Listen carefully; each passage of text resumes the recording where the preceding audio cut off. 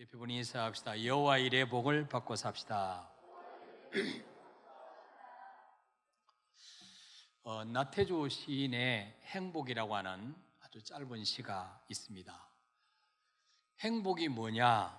저녁 때 돌아갈 집이 있다는 것, 또 힘들 때 마음속으로 생각할 사람 있다는 것, 외로울 때 혼자서 부를 노래가 있다는 것, 이것이 바로 행복이란 것입니다.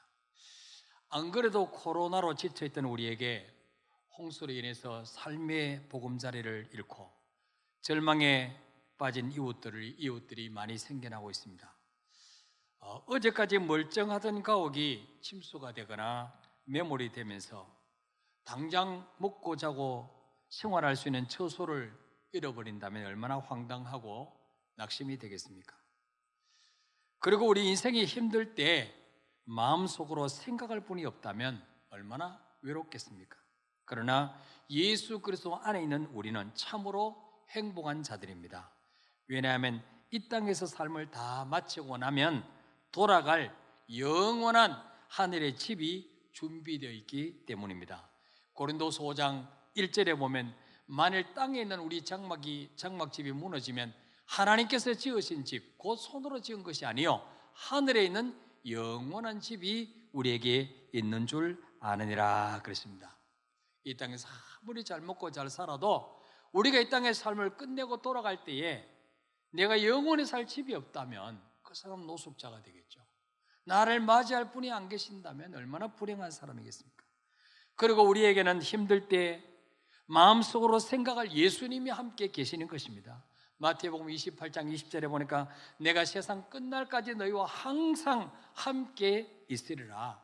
세상 끝날까지 항상 나와 함께 하실 주님이 계신다는 사실, 얼마나 위로가 됩니까? 또한 즐겁거나 외로울 때 부를 하늘에 찬송이 있으니 얼마나 감사합니까? 시편 34편 1절에 보니까 내가 여호와를 항상 찬송하며 내 입술로 항상 주를 찬양하리라 그랬습니다. 이 땅의 집보다 더 좋은 하늘의 집이 있고 이 세상 어떤 친구보다 더 좋은 친구인 예수님이 계시고 어떤 노래보다 더 좋은 찬송을 부를 수 있는 성도는 이 세상에서 가장 행복한 사람인 줄 믿으시기를 바랍니다. 그래서 신명기 33장 29절에 보니까 성경은 우리를 어떤 사람이라고 말씀합니까? 읽어봅시다. 시작. 이스라엘이여 너는 행복한 사람이로다. 여호와의 구원을 너같이 얻은 백성이 누구냐? 그는 너를 돕는 방패시요 내 영광의 칼이시로다. 내 대적이 네게 복종하리니 네가 그들의 높은 곳을 밟으리로다. 아멘. 성경은 말씀합니다. 우리를 향해서 이스라엘이여 너는 행복한 사람이로다. 왜? 여호와의 구원을 너같이 얻은 백성이 누구냐?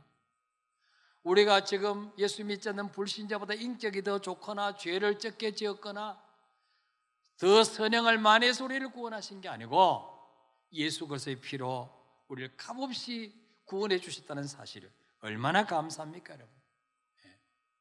옆에 분이 인사합시다. 당신이 이 세상에서 가장 행복한 사람입니다. 인상 펴고 삽시다. 뭐 찡그린다고 뭐 이렇게 월급이 더 나오는 거 아니에요. 여러분, 예수님께서 하늘 영광 보좌 다 버리시고 왜 이 땅에 인간의 몸을 입으시고 오셨습니까? 하나님을 떠나 방황하는 인생들에게 하나님 만날 수 있는 길을 열어주셔서 잃었던 행복을 회복시켜 주시려고, 잃었던 에덴을 회복시켜 주시려고 이 땅에 오신 줄 믿으시기를 바랍니다. 왜 하나님께서 성경을 주셨습니까? 읽으면 잠이 오는데 왜 이 재미없는 성경을 주셨어요? 우리를 그냥 뭐 술 못 먹게 하고 그냥 우리를 속박시키고 얽어매려고 성경 말씀 주신 게 아니에요. 하나님을 떠나서 많은 사람들이 자기의 소견에 옳은 대로 살아가기 때문에 언제 무너질지 모르는 바벨탑을 쌓고 있습니다. 그들에게 바람이 불고 홍수가 나서 그 집에 부딪혀도 무너지지 않는 그런 인생을 건축하기를 바라는 마음으로 그 하나님의 배려 때문에 성경을 주신 거예요. 믿습니까 여러분? 근데 이 사실이 언제 깨달아지느냐? 우리 영적인 눈이 열려질 때 이게 깨달아지는 거예요. 아, 이 성경 말씀이 너무너무 좋은 말씀이구나. 영의 눈이 열려야 비로소 이게 깨달아지는 거예요. 여러분, 우리가 미래를 예측할 수 있다면 얼마나 좋을까요? 불안이나 염려나 두려움에서 해방될 수 있을 것입니다. 그러나 우리의 미래는 하나님의 손안에 있기 때문에 그 누구도 예측할 수가 없습니다. 그럼에도 불구하고 우리가 조심스럽게 예측할 수 있는 것은 무엇이냐? 역사의 주관자 대신 하나님의 말씀대로 순종한 개인이나 가정이나 나라는 반드시 하나님이 책임져 주시더란 거예요. 이게 성경의 스토리입니다. 예. 하나님의 말씀대로 순종하는 사람은 어떤 역경이나 환경 앞에서도 결코 잘못되거나 무너지지 않더라는 거죠. 이 성경 우리에게 가르쳐주는 말씀 아닙니까? 오늘 우리가 읽은 말씀은 너무나 잘 아는 말씀이에요. 자녀를 낳지 못하던 아브라함과 사라의 가정에 아브라함 나이 100살 때, 사라 나이 90살 할머니 때 하나님이 기적적으로 이삭을 선물로 주셨어요. 이 아브라함과 사라의 기쁨은요, 14년 전에 하가를 통해서 이스마엘을 얻었을 때의 기쁨과는 비교도 되지 않습니다. 그때보다 아브라함과 사라의 모든 눈과 마음은 온통 이삭에게 꽂혀 있었습니다. 이삭이가 하는 모든 행동, 모든 말, 몸짓 하나하나가 아브라함과 사라에게는 신선한 감동과 기쁨을 주었을 거예요. 여러분, 우리도 자녀 낳아보면 얼마나 이쁩니까? 그냥 말 하나하나 배워갈 때 얼마나 이쁩니까? 또 뭡니까? 자기 자녀는 다 천재 같잖아요. 우리 애가 제일 똑똑한 것 같아. 저도 우리 손주들 보면 그래요. 천재 같아 다. 이런 100살의 아들을 낳았으니까 얼마나 이쁘겠어요. 눈으로도 아프지 않죠. 그래서 어쩌면 아브라함이 이제는 하나님이 더 이상 안 도와주셔도 살 것 같아, 이런 마음이, 이런 생각이 들 수도 있었을 거예요. 모든 것이 부족함이 없으니까 이보다 더 좋을 수는 없다. 그때 하나님이 찾아오셨어요. 아브라함에게. 참, 하나님은요 너무너무 타임 적절하게 찾아오시는 거죠. 찾아오셔서 뭐라 말씀합니까? 아브라함아, 이삭 잘 크니? 예, 잘 큽니다. 행복하니? 너무너무 행복합니다. 그래? 그러면 네 독자 이삭을 모리아 땅으로 가서 산으로 데려가서 그 이삭을 죽여서 각을 떠서 불에 태워서 내게 번제로 드리라. 얼마나 이 아브라함이 하나님 야속하게 느껴졌겠어요. 도대체 하나님은 내가 행복해 하는 꼴을 못 봅니까? 그럼 왜 주셨습니까? 이런 반항심이 나오지 않았겠어요? 아무리 믿음 좋은 아브라함이라도 여러분에게 그랬으면 그런 마음이 없었을까요? 처음에? 저에게도 그런 마음이 들었을 거예요.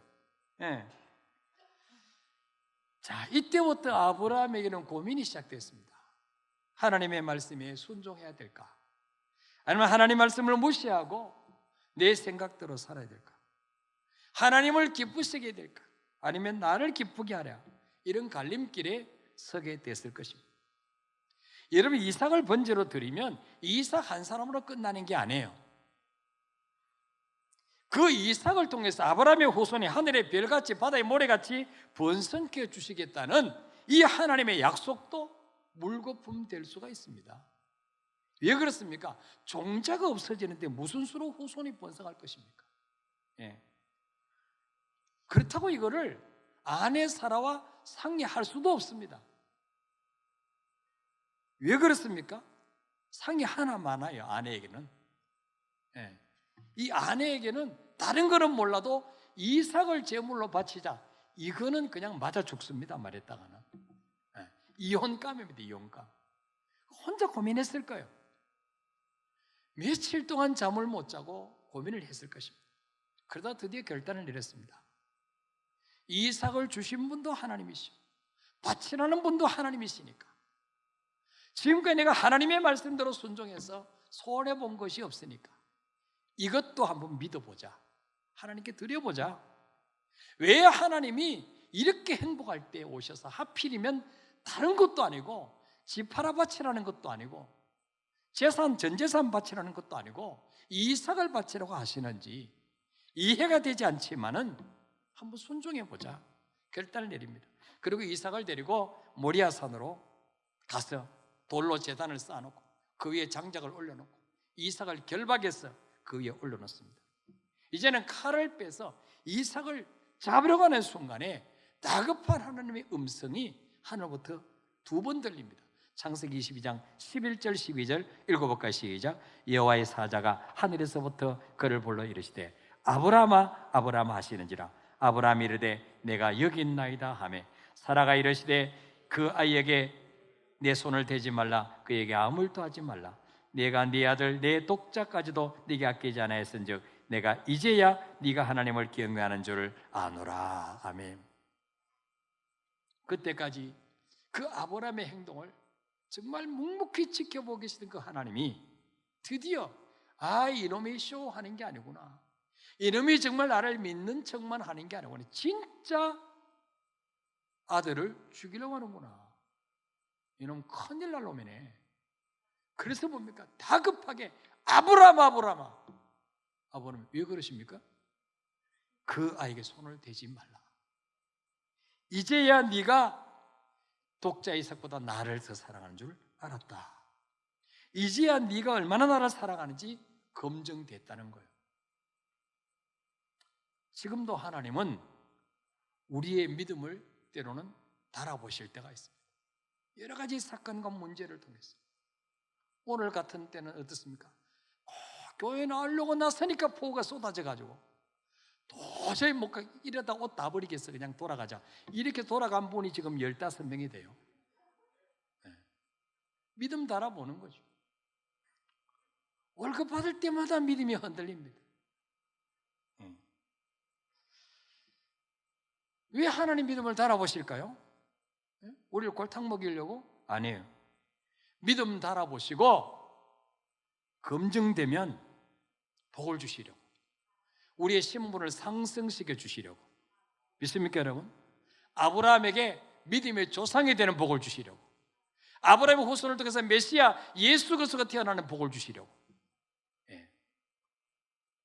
이삭에게 100배 복을 주시려고, 이거 준비해 놓으시고 하나님이 테스트하신 거예요.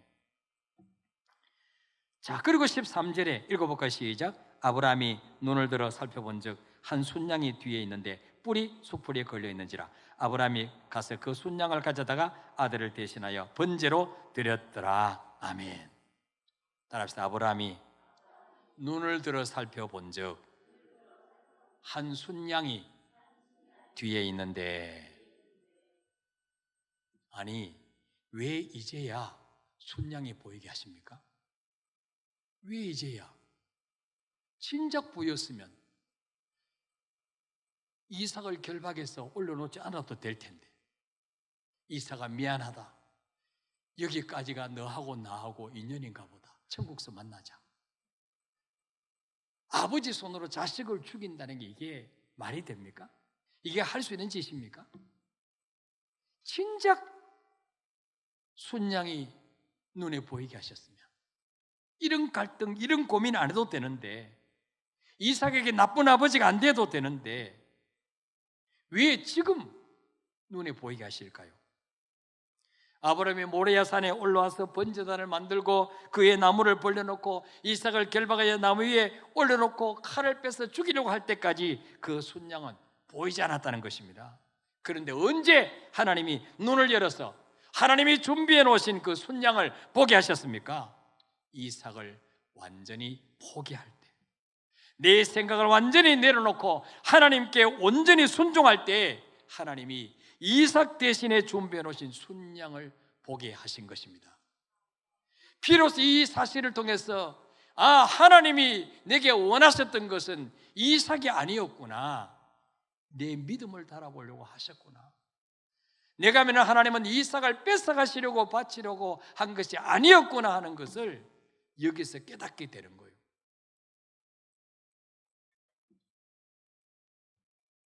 그래서 이삭이 죽여야 될 그 자리에 순양을 죽여서 올려놓고 번제를 드립니다.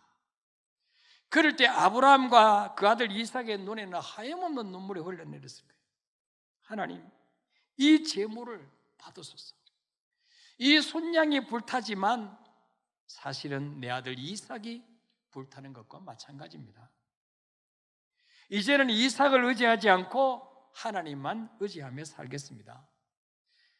지금까지 이삭을 주신 하나님보다도 이삭에게 마음이 뺏겨 있고 하나님보다 이삭을 더 사랑하며 살았던 거 용서해 주옵소서. 하나님이 나에게 이삭을 바치라고 했을 때에 하나님을 오해하고 투덜댔던 거 하나님 용서해 주옵소서. 이 기도하면서 하염없는 눈물을 흘렸을 거예요. 이삭은 어땠을까요? 이삭은 자기가 죽어야 될 그 자리에 아무 죄도 없는, 자기 아무 상관이 없는 그 순양이 크기에 온몸이 갈라져서 불에 태워 죽는 모습을 바라보면서 무슨 생각을 했을까요? 내 대신 순양을 제물로 받으시고 저를 살려주시니 감사합니다. 이제 저는 사나 죽으나 주님의 것입니다. 살아도 주님에서 살고 죽어도 이제는 주님에서 죽겠습니다. 아마 이런 고백했지 않을까요? 여기서 아브라함은요, 독생자 예수 그리스도를 우리 위해서 내어주시는 그 아버지 하나님의 심정을 느꼈을 거예요. 우리 하나님 아버지도 예수 그리스도를 우리 위해서 내어주실 때 이런 심정일 거예요. 이런 심정일 거예요. 아브라함은 그 하나님의 은혜가 너무너무 놀랍고 감사해서 그 땅 이름을 뭐라고 지었습니까? 여호와 이레. 여호와 이레. 14절 7자 시작. 아브라함이 그 땅 이름을 여호와 이레라 하였으므로 오늘날까지 사람들이 이르기를 여호와의 산에서 준비되리라 하더라. 아멘. 여호와 이레란 말이 무슨 말입니까? 히브리 말로서 여호와께서 준비하심, 그런 뜻입니다. 여호와께서 준비하심. 여기서 우리가 뭘 알 수가 있습니까? 우리가 하나님 말씀대로 순종하려고 하면 하나님께서 반드시 감당할 수 있도록 준비해 주신다는 거예요. 그걸 준비해 주신다는 거예요. 물질을 준비해 주시든지 사람을 준비해 주시든지 환경을 열어주시든지 반드시 준비해 주신다는 거예요. 정말로 순종할 마음이 우리에게 있습니까? 그렇다면 여러분 기도해 보십시오. 하나님, 내가 지금까지 이렇게 말씀대로 못 살았는데 이제는 한번 이렇게 한번 살고 싶습니다. 하나님, 나에게도 물질을 주십시오. 건강을 주십시오. 재능을 주십시오. 환경을 열어주십시오. 한번 기도해 보세요. 하나님이 반드시 준비해 주신다는 사실입니다. 하나님을 기쁘시게 하기 위해서 마음의 소원을 품으면 산에서라도 양이 있게 하셨다는 거예요. 여러분, 이 순양은요 산에서 사는 산양이 아니에요. 산양이 아니에요. 집에서 키우는 가축입니다. 그런데 집에 있어야 될 이 순양이 왜 산에 있을까요? 그것도 하필이면 모리아 산에 아브라함이 번제를 드리러 가던 바로 그 옆에 그 순양이 있었을까요? 하나님이 불러내신 거죠. 집에서. 왜 순양이 여기 와 있을까? 제가 생각해 봤더니 암양하고 부부싸움 했어. 가출했는지 아니면 새끼들이 너무 속을 썩였어. 에라 만사가 다 싫다. 산에 가서 등산이나 갔다 와야 되겠다. 가서 내가 바람이나 쐬고 와야 되겠다. 그래서 산에 왔든지 어쨌든 하나님이 그 집에 있는 양을, 순양을 아브라함이 번제 드렸던 그곳까지 오게 하셨다는 거예요. 참새 한 마리가 하나 손에 팔리는 것도 하나님 허락 없이는 안 되는데 우연이 있겠습니까, 여러분? 여러분 보십시오. 하나님께서 역사하시면 자기가 죽는 자리인데도 제 발로 걸어오게 하시는 거예요. 순양이 거기 오면 어떻게 돼요? 재물이 돼요. 죽어요. 이걸 알면 왔을까 안 왔을까요? 아무리 암양에 속썩여도 안 오지. 그래도 죽는 것보다는 나으니까 암양하고 사는 것이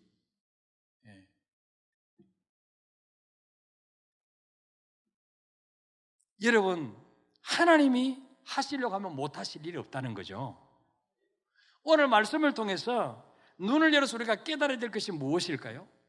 우리가 하나님 말씀에 순종하거나 하나님이 기뻐하시는 일을 계획할 때 두려워하거나 고민할 필요가 없다는 것입니다.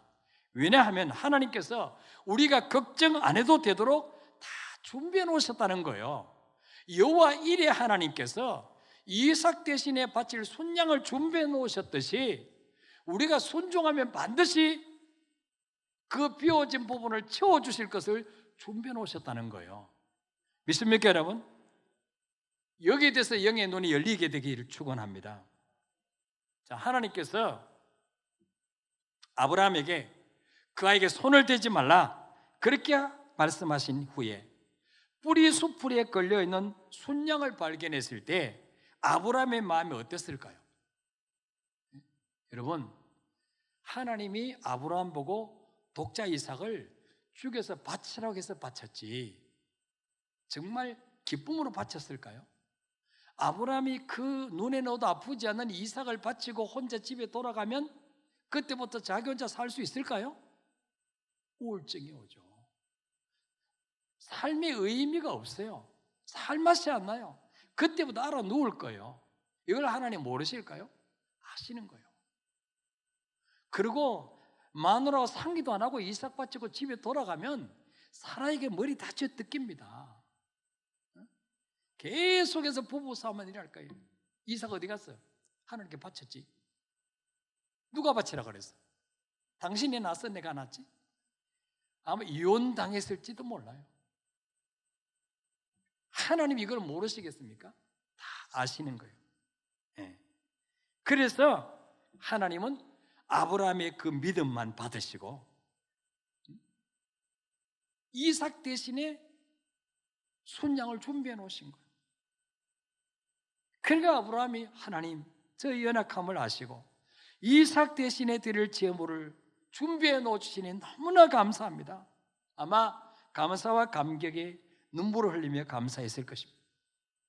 또 한편으로는 자기 자신에 대해서는 어떤 생각을 했을까요? 괜히 고민했네. 이걸 미리 알았더라면 하나님이 이삭 바치라 했을 때 뽀대나게 네 가지고 드리죠 뭐. 왜? 어차피 순양 준비되는 거 아니까. 갈등할 필요 있었을까 없었을까요? 없어요. 갈등하면 자기만 믿음 없는 사람이 되는 거예요. 하나님이 준비해 놓으신 건 아는데 뭘로 갈등하겠어요? 고민하겠어 안 하겠어요? 할 필요가 없죠. 예.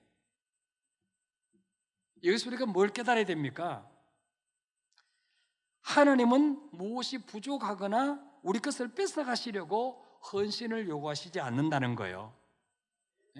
우리의 믿음을 달아보시고 거기에 합격하면 더 큰 복을 주시려고 우리가 정말 소중히 여기는 눈에 넣어도 아프지 않는 그 이삭을 때로는 바치라고 요구하실 때가 있다는 거예요. 그러므로 고민하거나 부담을 가질 필요가 없다는 것입니다. 근데 이 수준까지 도달하지 못하니까 고민하는 거죠. 우리 믿음이 이 수준까지 올라가지 못하니까 갈등하는 거죠. 한마디로 하나님을 신뢰하지 못하니까. 예. 다니엘의 세 친구가 바벨론 포로로 끌려갔습니다. 가봤더니 이스라엘에서 살던 환경과는 전혀 딴판이에요. 거기는 하나님이 없어요. 다 우상 숭배합니다. 또 먹는 것도 자기들 마음대로 못 먹어요. 왕이 섬기는 우상에게 거하게 제사를 드리고 거기서 나온 음식으로 먹어야 돼요. 물론 살찐 고기도 있고 포도주도 있고 기름진 음식입니다. 그런데 다니엘과 세 친구는 절대로 그렇게 할 수가 없었습니다. 왜? 그렇게 하면 이건 하나님이 기뻐하지 않는 것이기 때문에. 그래서 다니엘 1장 8절에 보니까 뜻을 정했다는 뜻을. 무슨 뜻을 정했습니까? 우상 섬기는 음식으로 우리를 더럽히지 아니하리라. 비록 포로로 끌려와도 나라는 망해도 내 믿음 지키리라. 그 뜻을 정했다는 거죠. 그리고 음식 담당하는 내시장, 환관장에게 우리는 이거 먹을 수 없습니다. 우리는 하나님 믿는 사람입니다. 그때는 환관장이 너들 이거 안 먹으면 나 목 날라가. 그랬더니 다니엘이 그럽니다. 그럼 열흘 동안만 시간 주십시오. 우리 테스트 해봅시다. 우리는 저거 안 먹고 채식하고 물만 먹겠습니다. 다른 사람들에게는 왕의 제사 드리고 남은 저 음식을 먹이십시오. 열흘 후에 테스트를 해보니까 고기를 안 먹고 채식과 물만 먹은 다니엘과 세 친구들이 고기 먹은 사람보다 훨씬 더 피부도 탱탱하고 윤기가 나고 이거 무슨 SK2 바른 것보다 훨씬 더 그냥 촉촉한 거야 그냥. 그러니까 더 이상 그거 먹으러 할 필요가 있을까 없을까 환관장이 없어요. 그래 이제부터 네 마음대로 먹어. 그랬더니 3년 후에 정각국에서 포로로 끌고 온 똑똑한 사람들 바벨론의 학문을 가르치고 나는 왕이 테스트를 하는데 그 중에 모든 나라에서 온 박수나 술객들보다도 다니엘과 세 친구에게는 10배나 나은 지혜를 하나 주셨다는 거예요. 하나님 뭐예요? 보상을 준비해 놓으셨다는 거예요. 그리고 그 포로로 끌려온 사람이 뭡니까? 막바로 실습 끝나자마자 등용이 됩니다. 왕을 모시는 자리로 왕궁에 취직됩니다. 이게 우연일까요? 저절로 그럴까요? 그게 아니에요. 예. 다니엘과 세 친구가 믿음 지키려고 하니까 하나님 뭡니까? 감당할 수 있는 능력을 주시는 것입니다. 그들의 말에 동의해 주는 환관장도 만나게 하신 것입니다. 다 준비해 놓으신 거예요. 돕는 자 붙여주시는 거예요. 우리도 마찬가지라는 거죠. 그래서 미리 타협하고 미리 그냥 두려워하지 말라는 거죠. 시편 19편 8절에 보니까 읽어볼까요? 시작. 여호와의 교훈은 정직하여 마음을 기쁘게 하고 여호와의 계명은 순결하여 눈을 밝게 하시도다. 아멘. 여호와의 교훈은 정직하여 마음을 기쁘게 하고 여러분 하나님의 말씀을 자꾸 듣고 읽으면요 마음이 기쁨이 와요. 믿습니까 여러분? 우울해지는 게 아니에요. 세상 뉴스만 자꾸 들으면 우울해져요. 예, 낙심이 몰려와요. 그러나 말씀은 자꾸 읽고 들을수록 뭡니까? 마음을 기쁘게 해줍니다. 믿습니까 여러분? 여호와의 계명은 순결하여 뭘 밝게 한다고요? 눈을 밝게 하시는도다. 여러분 지난 주일에는요 어떤 자에게 하나님이 눈을 열어주신다 그랬습니까? 기도하는 자에게. 하갈과 이스마엘이 쫓겨나서 죽게 생겼을 때 방성되고 가면서 기도했더니 하나님이 하갈의 눈을 열어주셔서 바로 옆에 샘물을 하나님이 준비해 놓으신 샘물을 보게 하신 거예요. 그리고 뭡니까? 비전을 주셨죠. 네 아들 이스마엘이 죽지 않아. 여기서 끝나지 않아. 내가 네 아들 이스마엘을 통해서도 큰 민족을 이루게 하겠다. 기도하는 하갈과 이스마엘에게 하나님이 영의 눈을 열어주셨어요. 예. 근데 오늘은 뭡니까? 어떤 자에게 눈을 밝게 해주신다고요? 하나님의 말씀을 읽고 배우고 묵상할 때 하나님의 계명은 순결하여 눈을 밝게 하시도다. 하나님은요 이 성경 속에는요 약 12,000가지 약속이 있어요. 12,000가지 이렇게 살면 이런 복을 주겠다, 이렇게 해봐라 이런 복을 주겠다 약속이 있는데 예수를 영접하는 순간부터 이 말씀이 하나님과 여러분과 맺어진 계약서로 바뀌는 줄 믿으시기를 바랍니다. 그래서 계약을 잘 봐야 돼. 계약을 본 것만 꼬박꼬박 넣고 언제 타먹는지 모르면 뭔 소용이 있습니까? 그렇죠? 여러분 이 성경 말씀을요 교회에 나서 성경 봉독할 때만 읽는 분이 있어요. 여기 지금 25명이 그래. 그러니까 환경 따라 흔들리는 거예요. 감정 따라 흔들리는 거예요. 비 오면 또 흔들리는 거예요. 여러분 미래가 불투명하고 두려울수록 말씀을 읽으시길 바랍니다. 말씀에서 내주신 약속을 붙잡으시길 바랍니다. 교회에서 양육한다 그럴 때 신청하시기를 바랍니다. 갑자기 아멘이 3분의 1로 줄어듭니다. 그게 여러분이 사는 길이에요. 여러분, 하나님이 우리에게 뭘 명령하실 때요, 반드시 여호와 일의 축복을 준비해 놓으시고 명령하시는 거예요. 이 불황 속에서, 이 코로나 환경 속에서 교육관을 지으라고 명령하실 때는 반드시 교육관을 통해서 하나님의 복 주실 사람이 있기 때문에 지으라고 하시는 거예요. 아시겠습니까, 여러분? 하나님이 준비해 놓으신 여호와 일의 복을 받을 사람이 있기 때문에 명령하시는 거예요. 여기다 눈이 열리게 되시기를 축원합니다. 우리의 삶 속에 왜 하나님의 명이 부담스럽게 느껴지냐, 갈등이 오느냐, 고민을 하느냐, 영의 눈이 닫혔기 때문에. 아브라함이 하나님이 준비해 주신 순양을 보기 전까지만 해도 갈등했습니다. 고민했습니다. 하나님을 오해했습니다. 투덜댔습니다. 불평했습니다. 그러나 하나님이 준비해 놓으신 순양을 보는 순간이 뭡니까? 이야, 내가 괜히 고민했네. 하나님 말씀에 순종만 하면 하나님이 양을 준비해 놓으시는데, 정말 고민한 게 억울하다, 그렇게 되는 거예요. 이런 눈이 열리게 되시기를 축원합니다. 하나님은 반드시 우리에게 그냥 명령하시는 법이 없습니다. 반드시 보상과 상급을 준비해 놓으시고 명령하신다는 사실을 믿으시기를 바랍니다. 여기에 대한 눈이 열린 사람만이 여호와 일의 복을 받을 수가 있다는 것입니다. 우리 찬양하고 기도하겠습니다.